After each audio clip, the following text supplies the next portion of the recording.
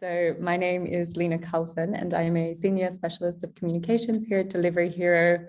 This is our final Hero Talks of the year, and we're talking about a super exciting and important topic. Essentially, what we're going to be talking about today is how the food industry is tackling food waste. So, to put it in context and why we're talking about food waste and how we can transform the food ecosystem, we have here today with us Duncan McIntyre, who's the managing partner of DX Ventures. Hey, Duncan. Hi, Lena. Good to be We also have Emma Walsh, who's the International Partnerships Director of foodcloud. Hey, Emma. Hello. And also Sasha Celestial One, who's the co-founder and CEO of Olio. So DX Ventures is on a mission to support the next generation of founder-led companies that are disrupting some of the most rapidly changing industries around the world. Their investment philosophy is centered on building long-term partnerships with founders to provide support throughout the life cycle and actively create value. Earlier this year, DX Ventures invested in Olio, which is a mobile app for food sharing, aiming to reduce food waste. It does this by connecting those with surplus food to those who need or wish to consume such food. And one of Olio's strategic partners is foodcloud, a social enterprise with a mission to transform surplus food into opportunities to make the world a kinder place. So let's get into this conversation. Duncan, did you want to introduce who you are and what you're doing at DX Ventures? Sure, thanks, Lena. So as you mentioned, I'm Managing Director of DX Ventures, and DX Ventures is Delivery Hero's corporate venture arm. So we were set up at the start of this year to basically invest around the Delivery Hero ecosystem, as you mentioned, in strong founders that have like a strong mission focus that hopefully can provide a benefit not only to the company that we invest in, but also back to Delivery Hero at some point in time. So that's a bit about ourselves, and yeah, we got off to a great start, and one of the exciting businesses that we were lucky to partner with was Olio and Sasha. Wow, it's been so cool to watch DX Ventures' journey over the last year. I think there's so many amazing milestones, which I'm sure we will get into and talk a little bit more about. But yes, as you mentioned, you invested in Olio, and we have Sasha with us today from Olio to talk a little bit about what they're doing. Sasha, did you want to introduce yourself and the company? Sure, thanks, Lena. So I'm one of the co-founders and COO of Olio. Olio has been around for about 6 years. And we connect neighbors directly with each other to share food or any household item, anything that has value that would go to waste or is being underutilized that would be better off in the hands of a neighbor. We make that sort of easy, fast, and fun to enable that sharing to take place. And then we also have a B2B solution where from within our community of people who are sharing, we recruit volunteers and train them to safely collect unsold food from businesses, and then to take that food home and redistribute that food from their home to their neighbors through the app. And that is how we've partnered with quite a few retailers, large retailers like Tesco, and we work with foodcloud specifically on that partnership. And also one of the reasons we were so excited about the strategic investment from DX Ventures, so that we could also partner to rescue that unsold food from their network of stores and restaurants. That's very cool. Where did the idea actually come from? Tessa and I were actively looking to solve an environmental challenge at scale, sort of leveraging our collective 30 years of experience in the corporate world. We had met way back in the day at business school and sort of bonded quite quickly over our sort of shared passion for the environment. And when we became new moms, like we really were quite deliberate about deciding that we wanted to spend our time sort of making the world a better place. But whilst we were in the middle of that process, which was ultimately a bit of a failed process because we didn't identify anything from our sort of outside in perspective, looking for this magical opportunity, my co-founder found herself moving home, and on moving day, she had some non-perishable food she thought she would be able to put in her packing boxes, but the removal people said absolutely not. She can't, you can't put food in the packing boxes. So she went out in the middle of Geneva in the middle of winter with 2 small kids trying to find someone to give the food away to, which was embarrassing and also didn't work. And she ended up smuggling the food into our packing boxes anyway. And that was the genesis for Olio. We had discounted the idea because we just assumed that, like us, people out there don't waste food. And we were really horrified when we sort of cross-checked that hypothesis with the facts, which is that an insane amount of food, a third of all the food that's produced globally every year, does go to waste. That is kind of mind-boggling, that statistic. And speaking of a shared passion for the environment, Emma, I know you also share this. And tell us, what are you doing at foodcloud? Yeah, so foodcloud, very simply, we connect businesses with too much food to charities and community groups that need food. So we started out in Ireland in about 2013. Our founders met at university, and they really wanted to, I suppose, play their part in solving the problem of food waste. Being Irish, we have a rich food heritage, and I guess there was nothing really happening at the time in Ireland around redistribution of surplus food. So as they were recent university graduates, they had looked at solutions. Say in the UK, you have the likes of FareShare, who operate a whole redistribution network with big warehouses where they take food in from the food supply chain and get it out to charities in manageable quantities.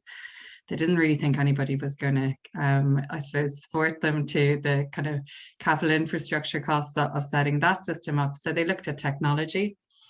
They developed a really simple app that allowed somebody in a supermarket to input details of food that was perfectly good but wasn't going to be sold on that day. And then that would be matched to a local charity that could come and directly pick up the food.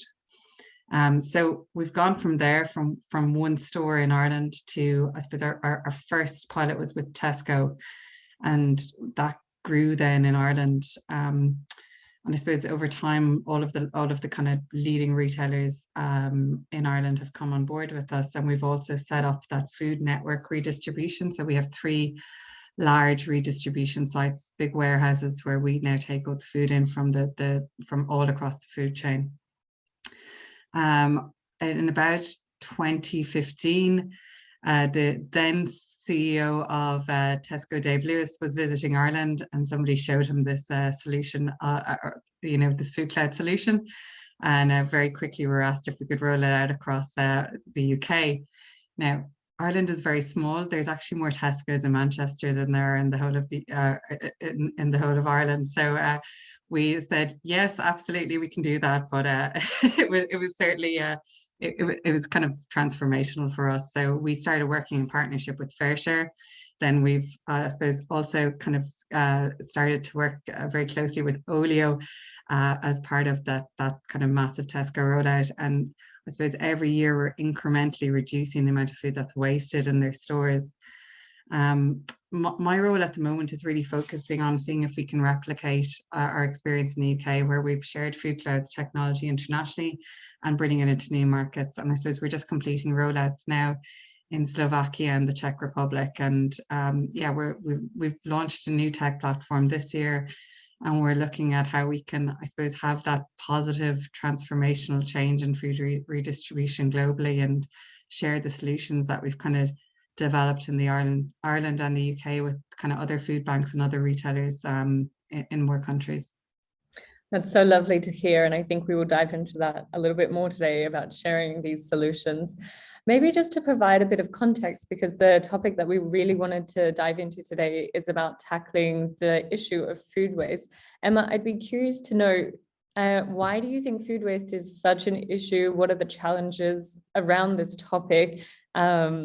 And why is it that we, seem to be kind of stuck right now? Okay, so it's a big topic. So food waste is a massive global problem. And one, it's sort of like a hidden problem. It's like the hidden polluter in some ways. 30 to 40% of food globally is wasted. And one of the problems is every time we do another study, we find more food that's wasted, right? So the WWF have just actually done a study at farm level, and that's kind of pushed the number up to actually nearly 40% globally. The food waste contributes massively to global warming, right? Food waste is responsible for 8 to 10% of greenhouse gas emissions. So if you think about that, it's 4 times what the airline industry emits. And we all talk so much about not getting flights, but actually, do we talk as much about not wasting food in our homes? Why food waste?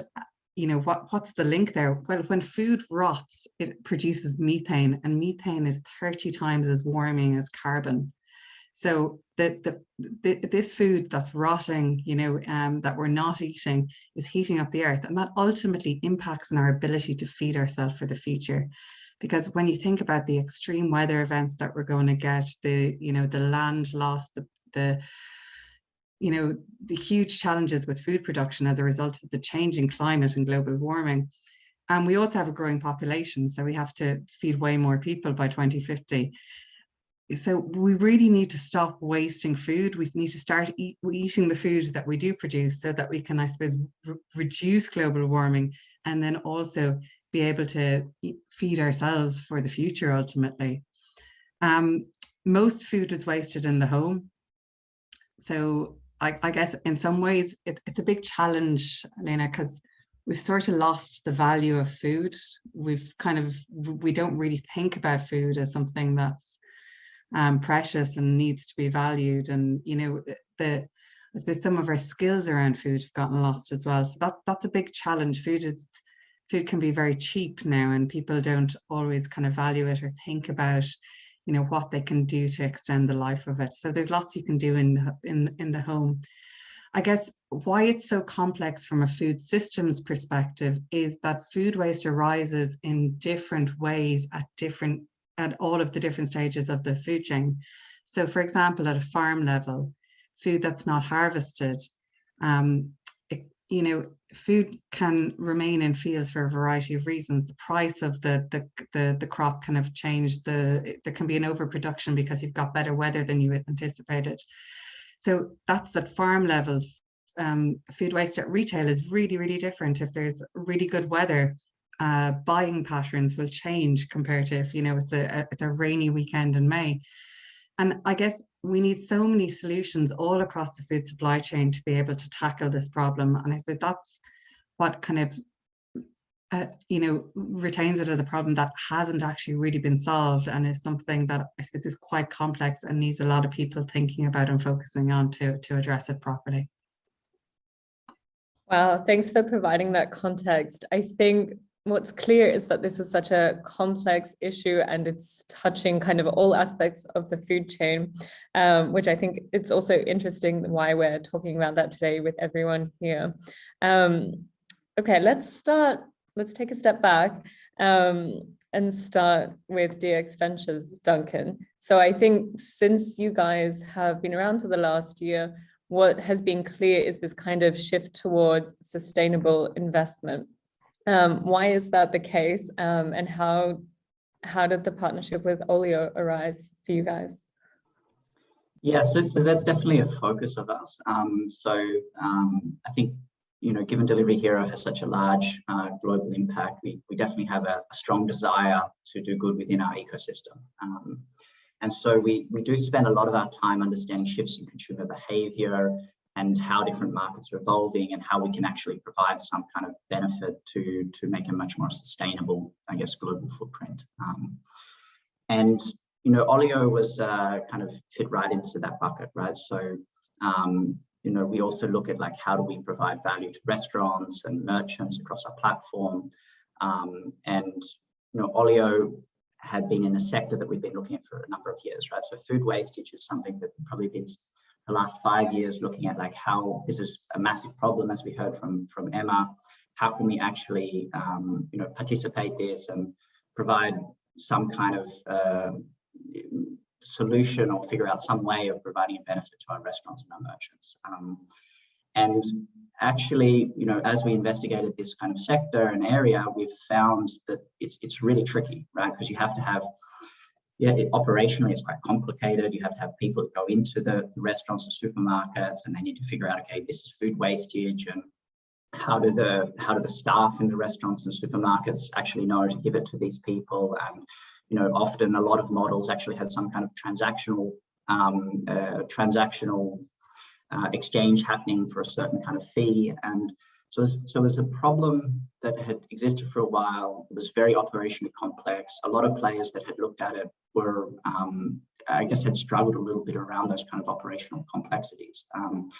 And so when we kind of first met with Sasha and Tessa, we were very impressed by how they had kind of solved these complicated operational issues in a very kind of simple way.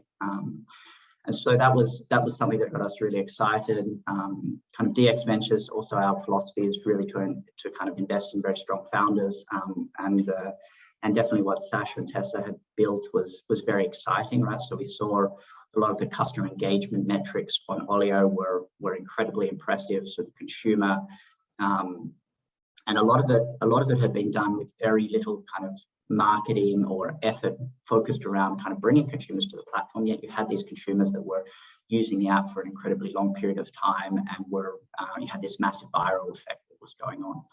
So that was very exciting for us. I think the other element was like, what is the value that we could actually provide to Olio?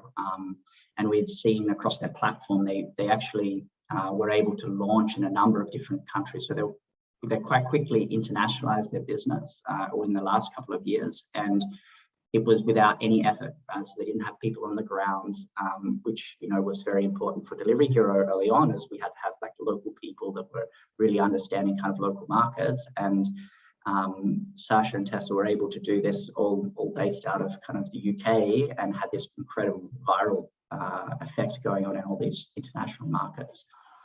So that was also exciting. And then as kind of mentioned before, they had done this on like very little capital investment. So there was very little kind of focus on marketing spend, and we felt that we could bring a lot of value with our kind of like international footprint and bring capital to them, help them kind of scale their business. I think maybe the other element that we really liked is that they had a very clear revenue model as well. So these restaurants and supermarkets, of course, they had this massive issue. It was a very big problem, but they were excited to work with Olio, and they were willing to pay Olio instead of paying kind of removal, traditional kind of skip bins or garbage removal, to actually like take this waste off their hands and be able to use it in a sustainable way. So yeah, that was I guess a bit of the background here. I would invest. That is an absolutely glowing recommendation for Olio. When I think about Olio, I think about this beautiful tagline on your website that says, "Let's not waste our wonderful world." And I think that's an excellent point of discussion for today. Already we've had from Duncan and a couple of questions going on in the chat about your business model. So I would like to start there. Let's talk about how you've actually made a sustainable business model. So we have monetized through our Food Waste Heroes program, which importantly brings in revenue and shows that, we are a profit with purpose business, and that we can sort of, we've actually built a really exciting sort of future P&L for this business. We think it can be really, really, really attractive at scale globally. But more importantly, I think, than the revenue, which is basically the businesses from which we collect food for recruiting, training, and managing volunteers to collect and redistribute their surplus food. So to put it into perspective, for Tesco in the UK, we've got about 7,000 volunteers every week collecting food from Tesco, and then it's about 100 tons, sometimes a little more, sometimes less, of food that's being redistributed onward into the community every week. So it's several million meals a year. And that's obviously a very complex organization, a very complex thing to organize. We have to organize the volunteers, but then we also have to make sure that we have enough people in the general community who are made aware of the food, often food that's got 1, 2, 3, or 4 hours shelf life on it, like it needs to be eaten today because it has a use by date. So it's a hyper local, real-time sort of redistribution model that needs to be done, and also make sure that everything is done safely, so that no food that's not safe to eat reaches someone and they eat it. So where I was going with that is that the revenue is really important for us, but actually what's arguably more important is that all of the people that we have on the app, which is just over 5 million now, the Food Waste Heroes program is one important part, but ultimately our vision is to sort of redefine how people consume more broadly. And we have other sections in the app, for example, where you can give away non-food, so books and toys and household items. We also have a section where you can lend and borrow things, board games, tennis rackets, drills. Someone borrowed an air mattress from me last weekend because they had someone coming to visit. And we also have a section in the app where people can buy and sell handmade crafts and homemade food. And it's all around the theme of hyperlocal and more sustainable. But what happens is that the Food Waste Heroes program, because at pace every day, it's bringing in free food, right? Food that just had a price tag on it an hour ago. So this is really attractive to a lot of people, not necessarily simply because they're on a food budget. They might be a student, everyone loves free food. That's hardwired into our DNA. And so people hear about the Food Waste Hero food and they come to the Olio app, and we didn't have to, as Duncan said, acquire them through like a really expensive marketing campaign. So I guess what I'm saying is that the Food Waste Heroes program brings in revenue, but it also serves as pretty much a zero cost acquisition channel. And then thirdly, what it does, and then again, the businesses like to tell their customers and their employees that they're doing something that's worth shouting about. And so that then results in sort of additional unpaid marketing, which helps to bring more people into the community. But it also lowers the transactional barrier to usage, because picking up food from your neighbor that maybe was homemade and you don't know who they are, for some people, that's still a bit of a leap of faith, right, that they're not quite comfortable with yet. It's more of an extreme use case. But picking up food that is packaged and branded, for example, that's something that's really easy to get your head around. And then what we see is that people who pick up food from a Food Waste Hero go on to be 3 times more likely in the next month to then share something from their own home. So it's our way of getting the flywheel spinning, because it brings in supply, and then that creates demand, which creates supply. So it's not just revenue, I guess is where I was going with that tangent. No, totally. And I think you're providing a very easy entry for lots of people into this whole sharing economy. When I think about Berlin, we have this like kind of website called eBay Kleinanzeigen, which is basically like eBay, but for giving away stuff quite cheaply or free, that people get so excited about, all these like Zoo Verschenken boxes on the street where people basically put stuff in. And essentially it's just taking it to that next level with food that is obviously safe and prepared and otherwise was going to waste. And I think that's a couple of things that we're seeing right now overall, like a consumer behavior change towards these kind of sharing trends. So I would be curious to know more about your partnership, Sasha and Emma, and how that formed and how that fits into this whole topic. Yeah, I guess we had been working with Tesco in the UK for, I suppose, about 4 or 5 years. And as I spoke about earlier, the challenge with food waste is that there's an awful lot of it and we need lots of solutions in order to tackle it. So we had probably maxed out in the amount that was going to get the charity network that FareShare were looking after, because, you know, as Sasha spoke about, you're asking people to go out in the evening to pick up food that's very close to its use-by date that needs to be consumed very quickly. And, you know, from the outset, you might think, oh yeah, charities, surplus food, of course, the charities can just take it all. No, there's way, way, way more food than the charities can take. So I suppose our solutions are really complementary, because I suppose what happens is ultimately the food, the charities are getting, I suppose, the food that they need, and then anything that's not being, I suppose, redistributed to the charities. It's also offered to Tesco colleagues, and anything that's not being, you know, used there is going to the Food Waste Heroes. So it's, I suppose, a very simple solution. Again, you know, it's just looking at more and more avenues that we can take to reduce this volume of waste that we see. No, that makes complete sense. So I think we have here like 2 kind of key key kinds of problems or challenges when it comes to food waste? It's kind of on the individual level and on the company level. Let's start with the individuals. What are some of the things that you think we can be doing on an individual level to minimize food waste? I mean, there's lots of different sort of tips and tricks. Meal planning is one of the most important things that you can do. So like have a think about what it is that you're going to cook in advance, and then shop to that meal plan. My favorite, which I have, is an Eat Me box in the middle of my fridge, which is just a Tupperware container without a lid. And my partner and my son know that that's there because they should look in there to see if anything, like if they want a snack, if there's something in there that they should eat, because I migrate things in there, like, a hunk of cheese that's, got a few more days on it, things that need to be eaten basically. And if you're master of the fridge in your home, I highly recommend having an Eat Me box. Everyone should know how to use their freezer and freeze things. It's just, I mean, I'm not going to go into great length, but a freezer is someone who's trying to fight food waste. A freezer is your best friend.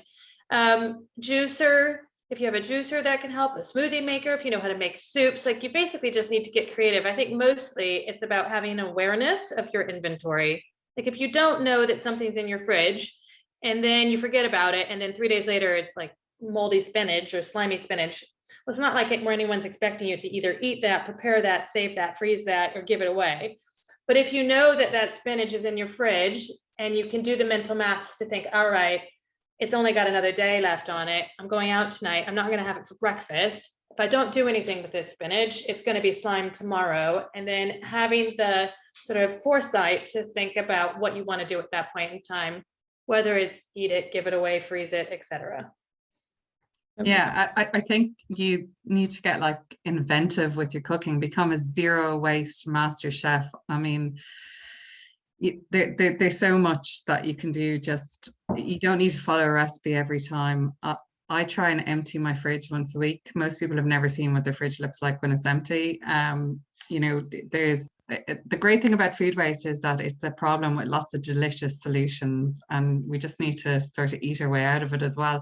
So it's really about getting inventive, getting, understanding what you have, using your freezer, and planning. Yeah, like don't buy too much food. If you buy bags of green vegetables every week because you want to be a healthier person, but you don't use them, you throw them in the bin, just like stop doing that. So it's I suppose, yeah, it's a lot of it is common sense. And like there are some, I suppose, really, really great resources that you can use as well. I would like recommend the Olio app as well if you have food that you're not going to eat, to share it. And I think when you start to get into this, you start to become more aware of your consumption. And I think like I use Olio as well, and I think just even being aware of the things that you're buying that maybe you don't use, and it kind of, food is the hardest one because it goes off. So I think if you can master foods, then you can become a more responsible consumer in all aspects of your life. Absolutely. I think like it sounds like just being more intentional about the way we consume is probably the biggest shift we can do as individuals. On the corporate side or the business side, Duncan, I know Delivery Hero has really worked towards putting sustainability at the forefront of what we do in a number of ways, from our corporate social responsibility to our sustainable packaging program, and also sustainable investing. What's kind of your take on sustainability from the business side? What can we be doing? Yeah, I mean, there's obviously covers a whole range of different areas. On the food wastage side, I mean, like one of the things we're trying to do is work closer with Olio. So implement Olio across all of our DMarts globally is something that we would absolutely love to do. Integrating Olio further into our business to be able to kind of, and our restaurants to be able to reduce that food wastage. That was, I guess, one of the big kind of theses we had in terms of like partnering with Olio, was to be able to kind of reduce the food wastage in a much more direct way. But of course, there's a number of other topics that we also look at. I'm not sure if it's applicable for this kind of conversation, but for example, packaging. Packaging is one thing that at Delivery Hero there's kind of a big focus on, but also at DX Ventures, how we invest in this is a massive topic, right? In terms of like plastics, and it's becoming a lot of different alternatives around different kind of plastic solutions. There's a number of companies that are providing reusable packaging as well. So this is becoming a very kind of big topic and exciting area where instead of like one use packaging, you can actually have like sustainable packaging, which is a number of reuse cases. So that's definitely one other exciting area. But yeah, in terms of the food wastage, I think we've kind of our idea is to partner very closely with Olio. Definitely. And I think the partnership or investment makes a huge impact. What would you give as advice to other investors who would like to start investing more in this space, but maybe don't know how to assess it, or what criteria should they be looking for when they're trying to make a sustainable investment? Yeah, look, I think there's just, because there is so many significant problems in kind of the sustainability area, there is a lot of opportunity, right? So the first is just to understand that this is a very exciting segment and area, and there are a lot of problems with solutions that maybe in the past weren't really like apparent or possible, but today are becoming possible, right? So with Olio, for example, the fact that you can have a lot of volunteers that are signing up onto the platform, that as Sasha was mentioning, there's this very complicated, problem of here is like some food wastage and here's people that actually want it, and connecting the two, right? So there's a lot of, I think, possibilities today that wasn't kind of possibility, 5-10 years ago, because you didn't have this kind of like these types of solutions and people that were really kind of focused on these problems. So I think the opportunity is very large, and that would be the first thing I would say, that kind of like really investigating all these different areas, because there are businesses and like founders that have a very strong kind of mission focus and want to solve these problems and are trying to create these solutions. So I think that it's just about kind of really understanding the different industries and areas, getting into depth, really understanding the kind of problems that they're solving, and then having a bit of a view on how this is going to evolve, how consumer behavior is going to evolve in this area over time. That makes complete sense. And Sasha, from the other side, as a sustainable company, how do you recommend for businesses to engage with investors and make sure that it's the right fit and that you both have a shared mission or are working towards a common goal to do something good? Well, I think my advice, to take it one step back, my advice to founders who have a mission-based company would be to, from the beginning, make sure that your commercial and social or environmental sort of KPIs are in lockstep.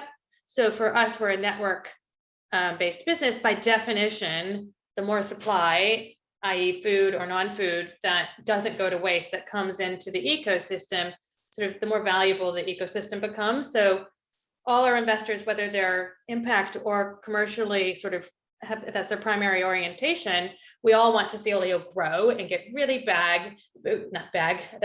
really big, and be a super established behavior everywhere, and because there's value in that. And I think, I guess, in terms of speaking with investors, I mean, I have to admit, we've raised 4 or 5 rounds of financing now. This was our largest by far. And I think DX Ventures were one of, by far and away, probably get the award for being the easiest to work with, and also just the most sort of practical and pragmatic in terms of not putting us through a lot of unnecessary hoops. So well done, Duncan and Yuhit, for leading that. I guess I think a lot of it has to do with chemistry as well. Like, you're going to need to find people that you want to work with when things are going well, and also when things aren't going so well. So I do think it's important to take the time to sort of get to know the people you're pitching to on an individual basis. And that can really go a long way in terms of signaling whether or not you want to have them on your cap table. Makes complete sense. And Emma, from the other side, the nonprofit side, how have you approached partnerships like the one with Tesco, for example, making sure that it actually aligns with your business or your organization? Yeah, I guess you know, we're not for profit, so we're a registered charity in Ireland. We run a food banking network, so that, you know, we look for sustainable revenue models where we can find them. So we have a price per store model for the retailers that we work with, on the basis of everything Sasha has talked about. Like, you know, we support them to reduce their bin costs, to be more sustainable, to have positive PR stories, to connect to the local community, to support local, I suppose, local voluntary and community organizations as well, and, you know, to, I suppose, do good on many levels in their local communities. I guess how we approach partnerships, like the ones that we love are people who have a commitment to zero waste, because, you know, they tend to be quite open to the challenge that food waste is. You know, it doesn't happen overnight. It requires a lot of, Duncan spoke about the complexities of getting people to pick up food in the store. It's 100% correct. You know, this requires a commitment to being sustainable. Like, you know, this isn't just a good CSR story. It's not something you do to tick a box. It's changing the way that you work and you operate. So we love to work with people who have that awareness, but, you know, we'll also bring other companies on the journey with us and help them to understand what we've learned over the years. So I guess it's, you know, for us, there's lots of different levels of partnership. We're also a member of the European Food Bank Federation, the Global Food Banking Network. We work very closely with, and I suppose it's what we have partnerships kind of at a national level to support businesses, but it's also about how do you create transformational change in the food system. So, you know, working with food businesses that maybe have kind of large global footprint and are interested in doing something in one country and kind of sharing that in other geographies is very important to us as well, because I guess we see a huge opportunity to replicate what's been done. You know, we don't believe in reinventing the wheel multiple times, and we think, you know, I think as well that our Olio partnership is something that we could hopefully replicate in other geographies as well. So it's really, I guess for me, it's partnerships with potential that can drive impact and kind of make the rapid changes that we need in the next decade to reduce carbon emissions. I just want to add that there's still like a massive amount of innovation left for us to explore and discover. So foodcloud and Olio are in the early stages of what of a sort of a national partnership with the sort of global quick service food brand, which has a presence in dozens of markets all around the world. And this is collecting hot food at the end of the day, making sure that it reaches people before more or less midnight. And it's going extraordinarily well, but this is a whole category of food, right? Hot food, end of day, that had been has previously just been dismissed as uncollectible. And it's really exciting to see those businesses, not just retailers, not just supermarkets, but other types of businesses start to think really creatively and I guess sort of go back to the drawing board and sort of rechecking old hypotheses to see if, as Duncan mentioned, now 5-10 years on with modern technology and sort of just the I guess the way that people work now in a very different way, the way people are used to using technology to connect supply and demand and connect people very quickly, if there's not whole new categories of food or non-food. So we've started working with some fashion retailers to collect fast fashion that's being thrown out. We're working with e-retailers who've got refurbished phones and laptops. It's still early days for the non-food categories, but there's no reason why, you know, stuff that's sent back to the Amazon warehouse that's headed straight to landfill, which is what's happening en masse every day, isn't collected by volunteers to make sure it gets out into the community. Because right now what we have is a linear consumption model across all categories of consumption that's incredibly extractive, not sustainable. And, you know, you can just see in front of our very eyes, you know, year by year, how much closer are we getting to an unequilibrium that's not, you know, from which you can't turn back. Yeah, I would agree with you that I think so many industries are ripe for disruption right now. You know, at Delivery Hero, we're focusing on the food industry primarily, but it's not the only one. I think technology and innovation has such a big role to play in how we make the world more sustainable and share our resources in a much more meaningful way going forwards, and really do things with a little bit more intention. We have a couple of questions coming in from the audience, and Sasha, one for you is about the visibility of where the food is distributed. How much of the food is distributed once a food waste hero has collected it? So we have full traceability and visibility because it's all done sort of through the app. Globally, 82% of all listings are picked up, which is really high for a marketplace, especially considering most of the places we're working in, we don't yet have like super high density of the network. But here in the UK, food waste hero food is generally north of 90% and sometimes as close as 100%. It just depends. It's a calculus of where the food waste hero is located, what type of food it is, what time of day is listed, and how much time there is until you can't share it anymore, basically. It's really close to midnight. That makes it more challenging, especially if you're in the middle of nowhere. But you can be certain that certain types of food categories are incredibly popular, and food goes in seconds. Yeah, no, that makes complete sense. Duncan, also a question for you from the audience is, where do people find impact-driven investors and how do you pitch? For instance, how would somebody who was interested in pitching to DX Ventures get in touch? Does DX Ventures only fund food-oriented enterprises? Yeah, so to get in touch with us, you can email us at info@dxventures. So that's on the website, and definitely feel free to reach out.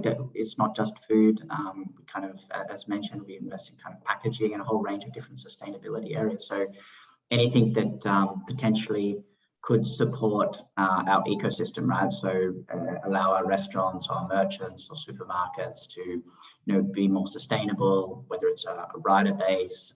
So we do have quite a broad scope. So I encourage people to kind of definitely reach out directly to us. And the point that Sasha made is it's pretty in seconds. So once with Olio, this was one metric that got us really excited. The items are listed on Olio, and within seconds they kind of disappear. So, and it's just really, it's quite exciting how engaging people are in sharing or using the Olio app and sharing kind of food. I love that. Someone was also interested to know about, does DX Ventures invest in emerging markets?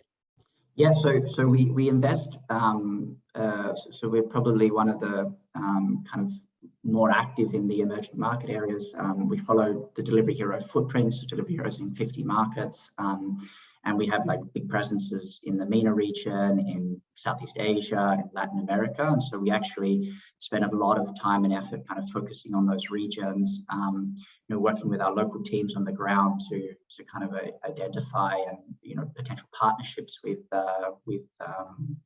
founders. So it's definitely an area that we focus a lot on in emerging markets. Nice. Talking about thinking globally, acting locally, I think is one of the things we do a lot at Delivery Hero, I guess also for Olio as well. Emma, someone from the audience was curious to know your thoughts on the COP26 conference that happened recently in Glasgow, and the food waste, how that was approached. Yeah, I think the large consensus is that food waste is probably frozen out of COP26 and wasn't really on the table for discussion, which is quite disappointing given how significant it is in terms of emissions. I suppose the one area that we would probably, look to link to is the methane reduction targets that have been announced as part of that. But I know Sasha and Olio had probably a bit more involvement than we did in COP26, so that might be a nice link there. I did have someone on the ground for 12 days, and I have yet to see her since, because she claims she's still recovering. So I actually haven't got the full debrief yet. But I will catch up with her tomorrow. But generally speaking, yes, it was disappointing to see the lack of food waste being a serious topic for consideration, debate, and discussion at COP. I think that said, just not focusing on food waste specifically, there were certainly if you had really low expectations overall, I think it probably went better than you would have expected. It's unfortunate that there weren't more sort of binding commitments being made, but I think it could have been worse. And hopefully the momentum will be maintained and we'll move quickly to having more discussions next year. It certainly feels anecdotally, as someone who's been working on this for 6 years, and probably for you as well, that the just general interest in the climate crisis that we're all collectively facing is much higher now than it has been at any point in the past. So if that's a trend line, let's hope it just keeps going up and to the right, and it's sort of cross that threshold where it turns into something that's completely mainstream. We're talking about it every day, something we all need to solve, just like we did with COVID. Yeah. And I think as well, I guess what we need is sort of more action. I also sit on the EU platform for food loss and waste, and we had a meeting last week, and Liz Goodwin, who kind of leads food waste for the WRI, kind of gave a presentation on what's happening, and that's probably more informative than what happened at COP. But we're just much too slow in terms of what we're doing in tackling food waste. We need way more action. We need more reporting, like the level of reporting. We're looking at introducing binding targets at an EU level for member states. But like one of the biggest challenges as part of the discussion we're having on that is, what's the baseline year? What are the figures? Do we measure it at farm level? So there's so much work to be done in such a short period of time. So we really need, it's very encouraging to see businesses like Delivery Hero and DX Ventures investing in things like Olio, because they want to implement it in their own business. And it's really transparent. You're going to have measurement on how much food you're not wasting. You're going to be able to show your progress. You're going to be able to be very transparent as an organization. And I think, it's been great working with Tesco, because that's what both ourselves and Olio have been able to work towards. But we need so many more businesses to do that, and to sign up to to being more sustainable and making these changes. Yeah. Sorry, I could go on quite a rant. One interesting thing as well is that we've sort of been approved and in the process of going through being certified as a solution for carbon offsetting. Now, carbon offsetting is obviously not the solution for the climate crisis at all, but it can be a step in the right direction and part of an interim sort of toolkit that businesses use to get closer to their net zero commitments. But that starts to create an economic incentive that goes above and beyond a regulatory incentive, because potentially some of that revenue from that offsetting can go back to the producers who are then making the investments into solutions to prevent that wastage in the first place. It's very early days, but if we have something like that really accelerate, that does change the I guess the dynamics of the incentives of all of the different players, and we could see a faster adoption of reporting and waste reduction. I couldn't agree more. I've seen a lot of nodding heads from everyone as we're talking about this. And this kind of leads to my final question about how do we ultimately tackle this issue and reduce food waste and transform the food ecosystem? Emma and Sasha, you already gave us a few tips. What would be your advice of the one thing that we should all start or stop doing? For me, it's just being more, conscious about your consumption. Don't buy things you don't need, especially in relation to food, and use everything that you do buy. So it's, eat the food you buy is the simplest message that I can share with people. And, then try and expand that into other areas of your life. If you're buying an item of clothing, for example, try and make sure you're going to wear it 30 times. So be careful about what you buy and make the most out of the things that you're spending your money on and you're consuming. I was about to say exactly the same thing. So every pound or dollar you spend is a vote for the world that you want to live in, and every pound or dollar that you throw away is also a vote for the kind of world that you want to live in. So just be really conscious that the choices you make, which often translate into what you buy and how you throw them, and what you use and what you don't use, has a ripple effect multiplied by billions of people. That is what is causing the problem.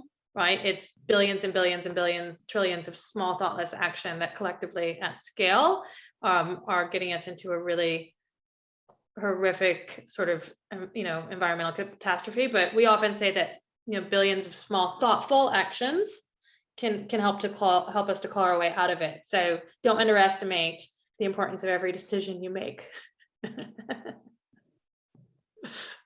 Yeah, I couldn't agree more. So I think like also one of the reasons why there has been so much positive progress over the last couple of years in some of these areas is because just of that awareness piece, that people realize that like just making small actions will actually make a difference, right? And that's being multiplied by social media and different influencers and like celebrities kind of like pushing and highlighting and creating awareness around it. But yeah, so like the individual actions is the biggest lever that we have here. Yeah, I think like the biggest takeaway for me from this conversation is that every small action counts. Every time we're more intentional, we consume more wisely, we don't waste, we look for different solutions on how we can share food or reduce consumption. From the business side, how we can maybe pick more sustainable investments than the most profitable ones. Basically, in all aspects of our life, we can be more intentional about tackling this. And I think it's going to be a challenging road, but I definitely have hope. Did anyone want to say anything final today? Otherwise, I would like to really thank you so much, Emma, Sasha, and Duncan, for sharing all of your incredible wisdom and advice. We had so many questions from the audience, and I'm sure you will now be getting lots of requests from the listeners to know more about Olio and foodcloud and DX Ventures. So thank you, everyone. Thanks, Emma, Duncan, Sasha.